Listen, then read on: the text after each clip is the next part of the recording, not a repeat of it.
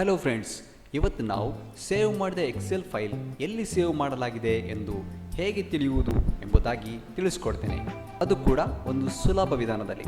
ಮೊದಲನೇದಾಗಿ equal to sell ಎಂದು ಬರೆದು ಬ್ರ್ಯಾಕೆಟ್ ಹಾಕಿ, ಇನ್ವರ್ಟೆಡ್ ಕಾಮಾ ಫೈಲ್ ನೇಮ್ ಅಂತ ಬರೆದು ಬ್ರ್ಯಾಕೆಟ್ ಕ್ಲೋಸ್ ಮಾಡಿ ಎಂಟರ್ ಕೊಡಿ. ಇದು ನಿಮ್ಮ ಫೈಲ್ ಇರುವ ಲೊಕೇಶನನ್ನು ತಿಳಿಸ್ಕೊಡ್ತದೆ.